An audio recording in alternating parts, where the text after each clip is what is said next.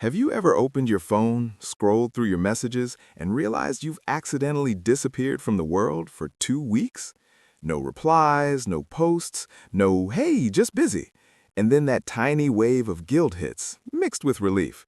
Because part of you knows people might be wondering where you went, but another part of you feels like you finally got some air. If that sounds familiar, you're not rude, broken, or antisocial. Your brain is doing something very human and very psychological. From the outside, disappearing for weeks looks suspicious. People assume you're ignoring them, being passive-aggressive, or playing some mysterious mind game. But psychology paints a much softer picture. For many people, disappearing isn't about rejection, it's about recovery. Think of your mind like a phone battery. Some people recharge by plugging into other people. Others, they need airplane mode. Silence isn't empty for them, it's fuel. A lot of disappearers are deeply sensitive to mental noise.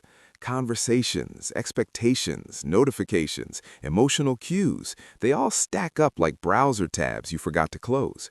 At some point, the brain does the only thing it knows how to do to survive. It shuts the door. Not because it doesn't care, but because it cares too much and doesn't know how to pace itself. You don't ghost people because you're cold. You vanish because your nervous system is overheated. There's also something interesting happening beneath the surface.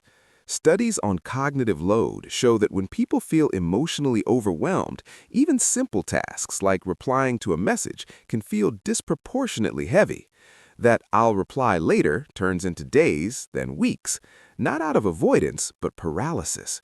Your brain is conserving energy, choosing silence over the risk of saying the wrong thing or opening a door it doesn't have the strength to walk through yet. And then there's identity. People who disappear often live inwardly rich lives. They process things deeply. They replay conversations, analyze feelings, and wrestle with meaning. That inner world can become so absorbing that the outer world fades for a while. History is full of thinkers, artists, and philosophers who regularly vanished into solitude, not to escape life, but to understand it. Disappearing can be a form of psychological digestion. Of course, there's a shadow side. When disappearing becomes a pattern, it can strain relationships. Not everyone understands that silence isn't abandonment.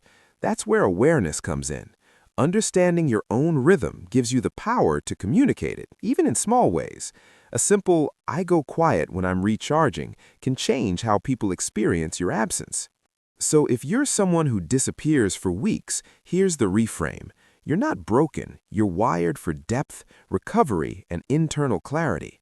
The goal isn't to stop disappearing altogether. It's to disappear consciously, to step back without burning bridges, to rest without guilt, to return without shame. And if you know someone who vanishes like this, maybe don't take it personally. Sometimes silence isn't distance. Sometimes it's just someone finding their way back to themselves. If this felt uncomfortably accurate, you're not alone. Let me know your thoughts in the comments. And if you want to keep exploring the strange, quiet things your mind does, you know where the subscribe button is.